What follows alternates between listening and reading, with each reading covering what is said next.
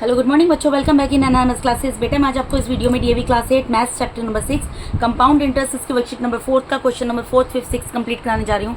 और इन तीनों क्वेश्चंस को करने के साथ ही हमारी वर्कशीट नंबर 4 पूरी कंप्लीट हो जाएगी। तो चलिए देखते हैं क्वेश्चन नंबर 4 में क्या बोल रहे हैं बेटा। क्वेश्चन नंबर 4 है the profit of firm were ₹72,000 in the year 2014. During the next year, it increased by 7% and it decreased by 5% in the following year. What are the profits of the firm after 2 years?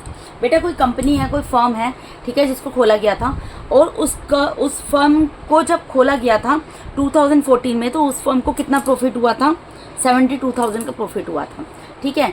अब उसके next year में यानी कि 2015 में उसका profit जो 7% बढ़ गया। 7% मतलब जितना प्रॉफिट हुआ था ना 72,000, उसका 7% निकालोगे उतना प्रॉफिट और हो गया, ठीक है, वो बढ़ गया था।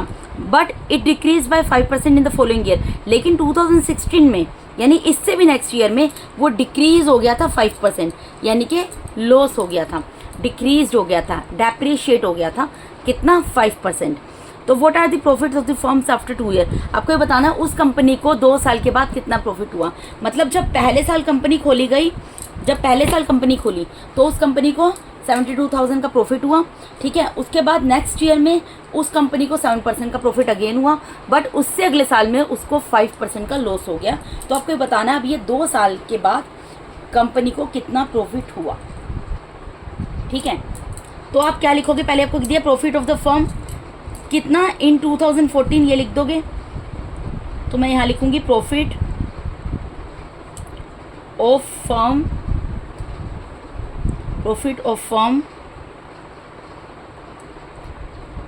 इन 2014। अब बेटा देखो, हमें बताना है 2 साल बाद की बात कर रहे हैं। जब भी बाद की बात कर रहे होते हैं ना, इसका मतलब होता है अमाउंट की बात कर रहे हैं। और जब पहले की बात कर रहे हैं, इसका मतलब हमें क्या दिया हुआ है? प्रिंसिपल दिया हुआ है। कितना दिया हुआ है? ₹72,000। इन क्वेश्चंस को मैं उनसे रिलेट करके इसलिए बेटा आपको समझा रही हूँ ताकि आपको इजीली समझ आ जाए, ठीक है। जो चीज़ ऑब्वियसली में पहले दी होती है वो क्या होती है? प्रिंसिपल होती है। और जो हमें बाद में फाइंड आउट करनी होती है कुछ ईयर्स के बाद, वो क्या होता है? अमाउंट होता है, ठीक है। अब पहले साल क्या हुआ? इंक्रीज हुआ, तो इंक्रीज रेट दिया हुआ है।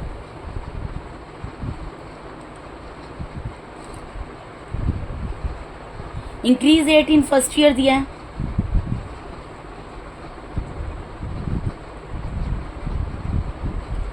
कितना दिया हुआ बेटा? 7%, ठीक है। यानी कि इसको मैं क्या बोल सकती हूँ? R1। जब मुझे 2% दिया, इसका मतलब क्या है? जो रेट है वो 2 टाइम्स दिया ही, 3 टाइम्स दिया, तो उसको जब 1 से ज़्यादा टाइम दिया होता है एम से दैट, तो उसको R1, R2, R3, R4 जितने टाइम भी दिए इस तरीके से डिनोट किया जाता है। तो increase rate in first year में R1 से डिनोट कर दिया 7%। अब दूसरे साल लेकिन क्या? डिक्रीज हो गया, तो हमें क्या दिया हुआ? डिक्रीज रेट दिया हुआ है। तो यहाँ पर मैं क्या लिखूंगी? Decrease rate in second year.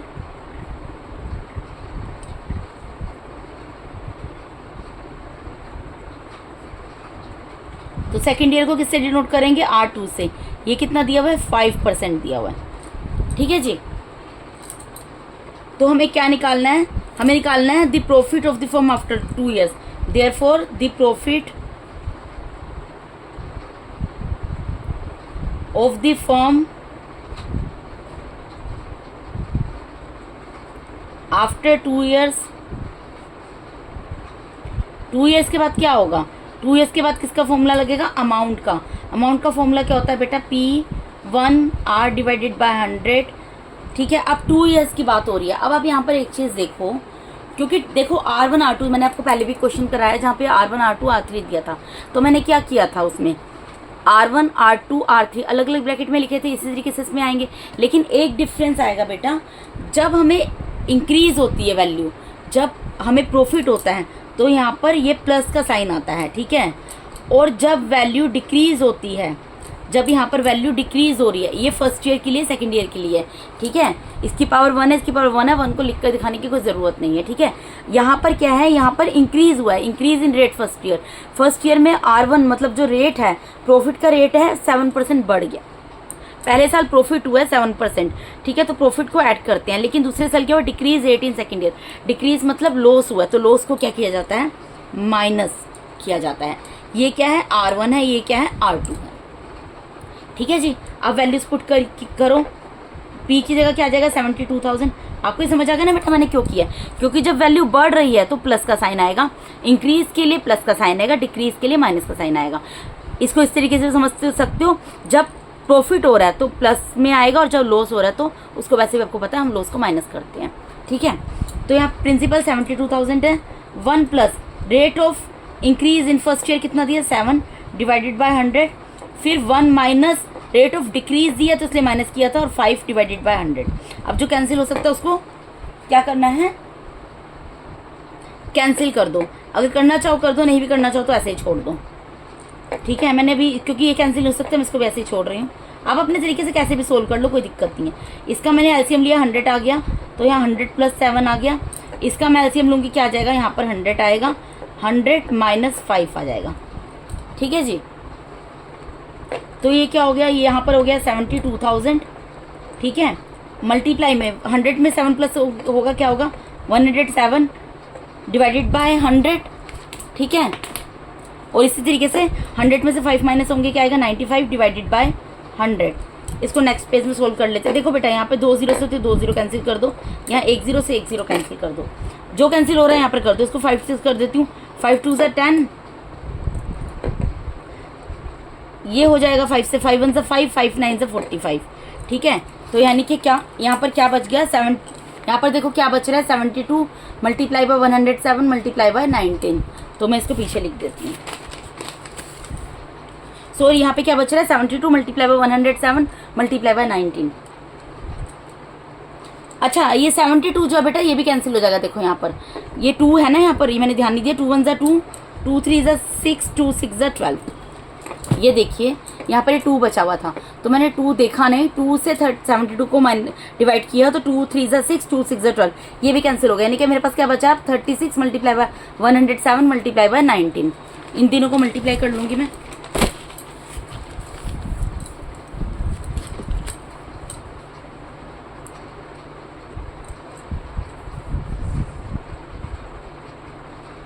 अब बेटा इनको यहाँ पर साइड में मल्टीप्लाई कर लेते हैं। यहाँ पर देखो जी, पहले मैं 107 से 36 को मल्टीप्लाई कर लेती हूँ। ठीक है, 6 7 ज़ा 42, 6 1 ज़ा 6, फिर 3 7 ज़ा 21, 3 1 ज़ा 3। तो ये कितना आ जाएगा मल्टीप्लाई कर यहाँ पे 5 8, ये आ गया 3852। अब इसको मैं 19 से मल्टीप्लाई कर लेती हूँ। 19 2 ज़ा 18 कैरी किया 1, 9 2 ज़ा 18 कैरी किया 1, 9 5 ज़ा 45, 45 प्लस 1 46 कैरी किया 4, 9 8 ज़ा 72, 72 प्लस 4 76 कैरी किया 7, 9 3 ज़ा 27, 27 में 7 को प्लस करोगे तो आएगा 34। ठीक है, फिर मल्टीप्लाई का साइन, यहाँ पर 2 आ गया, 5 आ गया, 8 आ गया, 3 आ गया, यानी मल्टीप्लाई करके कितना आ रहा है हमारा, ये हमारा आ गया। देखो ये मल्टीप्लाई करके आ गया 73,188। तो इन तीनों को मल्टीप्लाई करके क्या आएगा ₹73,188। यानी कि कितना प्रॉफिट होगा कंपनी को। अगर जो है कंपनी जब फर्म खुली थी तो फर्म को हमारा 72,000 का प्रॉफिट हुआ था, और फर्स्ट ईयर के बाद उस 72% पे उसने 7% का प्रॉफिट कमाया था, और सेकेंड ईयर में उसको अगर 5% का लॉस भी हो गया था तो 2 ईयर्स के बाद उस फर्म को कितना प्रॉफिट हुआ 73,188 रुपीज़ का। ठीक है जी, अब क्वेश्चन नंबर 5 पे मूव करते हैं। क्वेश्चन नंबर 5 में क्या बोल रहे हैं, the population of a town is 64,000 if the annual birth rate is 10.7% and the annual death rate is 3.2%. Calculate the population after 3 years. आपको इस क्वेश्चन में क्या बोला जा रहा है बेटा, ध्यान से क्वेश्चन को समझना। यहाँ पे बोला गया है कोई बेटा, मैं आपको एक चीज़ और बता दूँ, ये जो पूरी वर्कशीट 4 है, this is most important worksheet. ठीक है, worksheet number 4 and worksheet number 3 दोनों ही बहुत इंपॉर्टेंट है, इनके आप अच्छे से प्रैक्टिस करना। ठीक है, अब यहाँ पर क्या बोल रहे हैं, जो पॉपुलेशन है किसी टाउन की वो कितनी है 64,000 है। अगर एनुअल बर्थ रेट मतलब अगर हर साल, अभी पॉपुलेशन सपोज करो 64,000 है, ठीक है, और हर साल अगर वहाँ पर जो बच्चे हैं वो 10.7% पैदा होते हैं, और ओब्वियसली अब देखो जन्म होता है तो मृत्यु भी होती है। ठीक है, जहाँ बर्थ है वहाँ डेथ भी है, तो लोग मरते भी हैं, तो और हर साल 3.2% लोग मर भी जाते हैं, तो हम वो पॉपुलेशन हमें बतानी है कि कितनी पॉपुलेशन होगी इस टाउन की 3 ईयर्स के बाद। ठीक है, इन्होंने क्वेश्चन के अंदर ही हिंट दे दिया बेटा। यहाँ पर आपको पॉपुलेशन दी थी टाउन की 64,000, आपको बर्थ रेट दिया 10.7% और आपको डेथ रेट दिया हुआ है 3.2%, और आपको बताना है कि 3 ईयर्स के बाद पॉपुलेशन कितनी होगी उस टाउन की। ठीक है जी, यहाँ पर क्वेश्चन में हिंट आपको दिया है, आप नेट ग्रोथ रेट निकाल सकते हो, birth rate minus death rate.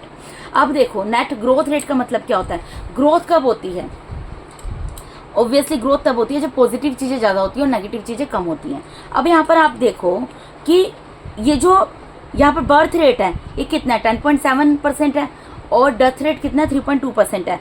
तो कौन सा रेट ज़्यादा है, बर्थ रेट ज़्यादा है ना, कि मतलब अगर आप 10.7% लोग पैदा हो रहे हैं, बच्चे पैदा हो रहे हैं, अगर 3.2% लोग मर भी रहे हैं, तब भी तो बर्थ रेट ही ज़्यादा है ना, क्योंकि 10.7 में से अगर 3.2 को माइनस करोगे तो क्या ज़्यादा निकलेगा, किसकी वैल्यू ज़्यादा आएगी, ऑब्वियसली बर्थ ही ज़्यादा है ना। अब वैसे भी नंबर्स को कंपेयर कर सकते हो, यहाँ पे 10.7 और यहाँ 3.2 है, तो कौन सा ज़्यादा परसेंट है, बर्थ रेट ज़्यादा है, तो इसीलिए ग्रोथ हो रही है। ठीक है, यानी जनसंख्या बढ़ रही है, क्योंकि लोग मर रहे हैं लेकिन लोग पैदा भी तो हो रहे हैं, और जो लोग पैदा हो रहे हैं मरने वाले लोगों से उनकी संख्या बहुत ज़्यादा, उनके नंबर्स बहुत ज़्यादा है, इसलिए वो एडिशनल नंबर तो इसमें ऐड होंगे ना पॉपुलेशन में, तो इसलिए पॉपुलेशन जो है इंक्रीज हो रही है, हर साल इंक्रीज होगी।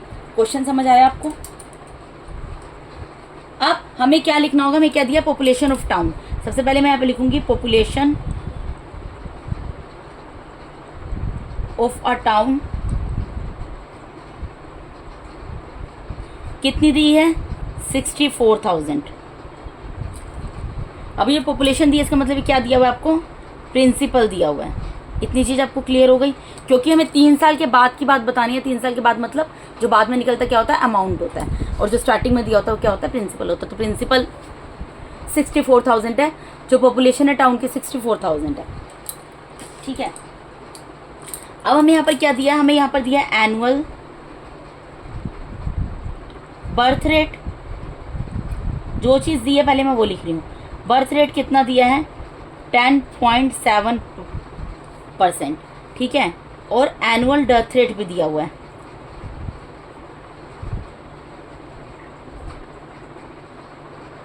एनुअल डेथ रेट कितना दिया है, 3.2%। इतनी चीज़ आपको क्लियर हो गई। अब हम क्या निकालेंगे, क्वेश्चन में क्या बोला, आप नेट ग्रोथ रेट निकाल दो। तो नेट ग्रोथ रेट क्या फॉर्मूला बताया है, और वैसे भी कॉमन सेंस की बात है बेटा, ग्रोथ कैसे होगी, जो ज़्यादा है उसमें से कम को माइनस करते हैं ना। जो बर्थ रेट है उसमें से अगर मैं डेथ रेट को माइनस कर दूंगी तभी पता लगेगा ना कि कितनी, अगर 10.7% लोग पैदा हो रहे हैं और अगर 3.2 लोग मर भी रहे हैं, परसेंट लोग मर रहे हैं, तो टोटल कितने लोग हैं जो आबादी को बढ़ा रहे हैं, कितनी परसेंटेज है वो, तो कैसे पता लगेगा, birth rate minus death rate, इसका जो परसेंट है। ठीक है, यानी कि बर्थ रेट कितनी है बेटा, यहाँ पर 10.7% है, और ये कितनी है, 3.2% है। परसेंट यहाँ लिख दिया, यानी कि कितना निकल गया, माइनस कर दो। यहाँ 7 में से 2 गया, 5 आ गया, और 10 में से 3 गया, 7 आ गया। यानी कि नेट ग्रोथ रेट कितना है, यानी कि तब भी आबादी हर साल कितनी बढ़ रही है, पॉपुलेशन हर साल कितनी बढ़ रही है। बेशक 10.7% लोग पैदा हो रहे हैं और 3.2% लोग मर भी रहे हैं, उसके बावजूद भी हर साल जो उस टाउन की पॉपुलेशन है वो कितनी इंक्रीज हो रही है, 7.5%। ये हमें पता लग गया। ठीक है, और टाइम कितना दिया हुआ बेटा, हमें कितने ईयर के बाद बताना है, आफ्टर 3 ईयर्स। टाइम कितना दिया, 3 ईयर्स। तो अब हम फॉर्मूला लगा देंगे। अब देखो, हमें स्टार्टिंग में प्रिंसिपल पता है, हमें टाइम पता है, हमें परसेंट पता है। ठीक है, तो हमें क्या निकालना है, अमाउंट निकालना है, यानी 3 साल के बाद। तो क्योंकि पॉपुलेशन बढ़ रही है, 3 साल के बाद भी पॉपुलेशन बढ़ रही है, इसलिए हम क्या लिखेंगे यहाँ पर, देयरफॉर द पॉपुलेशन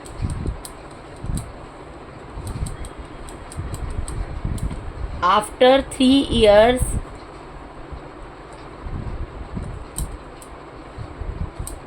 कौन सा फॉर्मूला लगेगा बेटा, अमाउंट का 1 + r divided by 100 raise to the power n।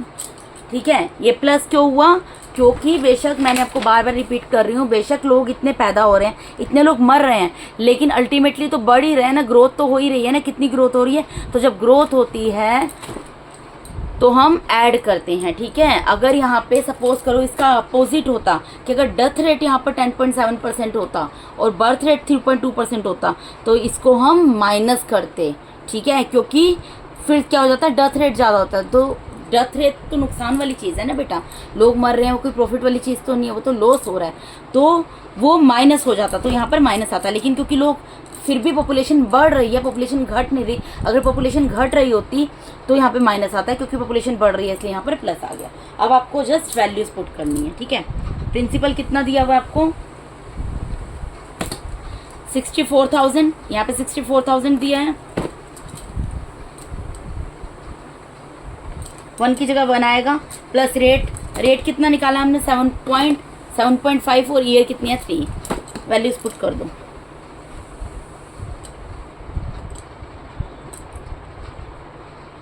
ठीक है, अब देखो मैं इसको अगले स्टेप यहाँ पर अगले स्टेप में सोल्व कर देती हूँ।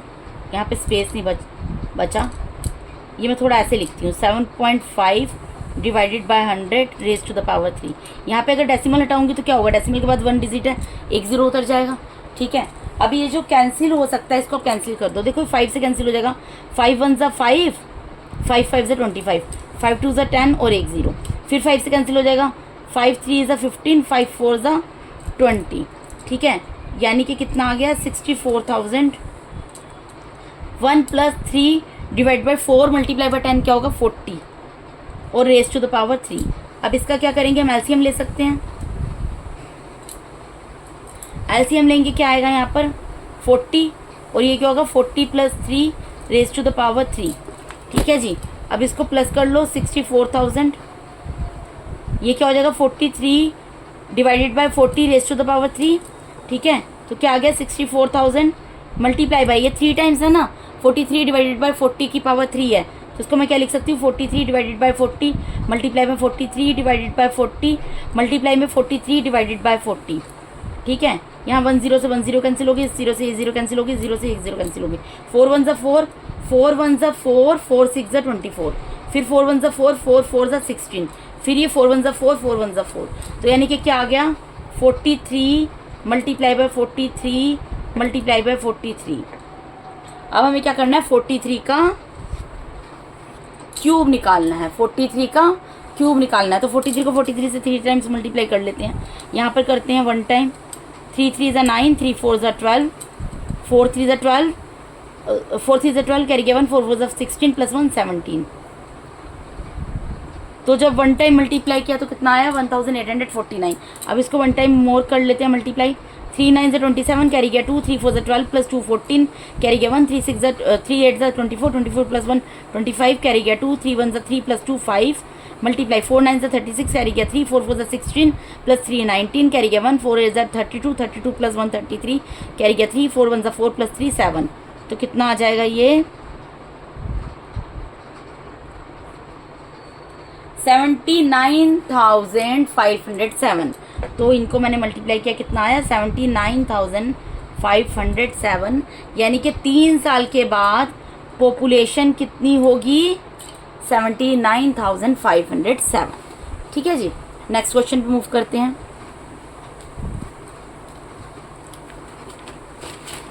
नेक्स्ट क्वेश्चन में क्या बोल रहे हैं बेटा, in a factory in a factory the production of motorbikes was 40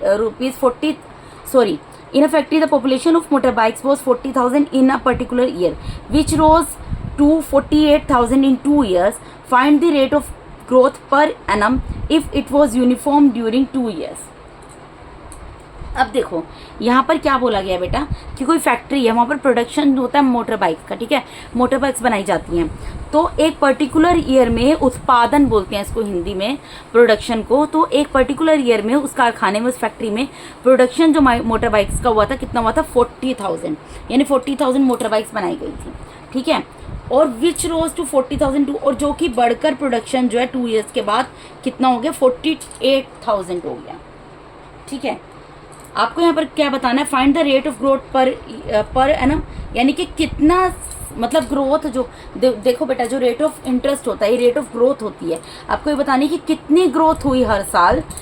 if it was uniform during 2 years, अगर 2 साल तक मतलब सेम ग्रोथ होती रही तो 2 ईयर्स के अंडर में कितने परसेंट ग्रोथ हुई, आपको परसेंट बताना है। कि अगर सपोज करो किसी फैक्ट्री ने स्टार्टिंग में 40,000 बाइक्स बनाई, ठीक है, मोटर बाइक्स बनाई, और अगर 2 ईयर्स के बाद वो 48,000 बाइक्स बना लेता है, तो आपको ये बताना है 2 ईयर्स के दौरान अगर सेम नंबर ऑफ बाइक्स उसने बनाई हो तो 2 ईयर्स में मतलब कि कितना रेट ऑफ ग्रोथ होगा, मतलब कितना परसेंट ग्रोथ हुई होगी कि 2 ईयर्स के बाद उसने 48,000 बाइक्स बनानी स्टार्ट कर दी। ठीक है, आपको ये बताना है। तो आपको यहाँ पर क्या दिया, स्टार्टिंग प्रोडक्शन। देखो बेटा, जो पहले दी जाती है चीज़ क्या होती है, प्रिंसिपल, और जो बाद में दे दी गई है, बढ़ाकर दे दी गई है, वो क्या है, अमाउंट। ठीक है, तो स्टार्टिंग प्रोडक्शन हमें दिया है of motor bikes. Motor bikes का स्टार्टिंग का प्रोडक्शन कितना दिया बेटा, 40,000 दिया। स्टार्टिंग में कितनी बाइक बनी, 40,000 बनी। हमें क्या बताना है, rate of growth per annum. तो हम इसको लेट कर लेते हैं, let rate of growth per annum is equals to R% per annum. मैंने मान लिया कि R% पर एनम ग्रोथ हुई। ठीक है जी। टाइम कितना दिया हमें, 2 ईयर्स।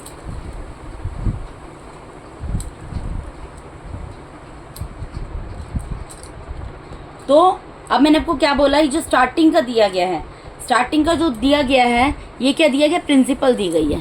ये आपको क्या दी गई, प्रिंसिपल दिया है। और जो 48,000 है वो क्या है, आप खुद सोचो। आपको मैं बोलती हूँ कि आप बैंक में गए, आपने 40,000 रुपीज़ जमा किए और 2 ईयर्स के बाद आपको 48,000 रुपीज़ मिल गए। तो 48,000 जो आपको मिले वो क्या है, अमाउंट है, अमाउंट ही होता है ना। तो यानी कि मैं यहाँ पर क्या लिख सकती हूँ, मुझे क्या निकालना है, find the rate of growth per annum if it was uniform during 2 years. तो मुझे बेसिकली निकालना है production, therefore production of motor bikes after 2 years. मतलब मोटर बाइक्स का प्रोडक्शन जो 2 साल पहले 40,000 था पर ईयर, अब 2 ईयर्स के बाद पर ईयर कितना होगा।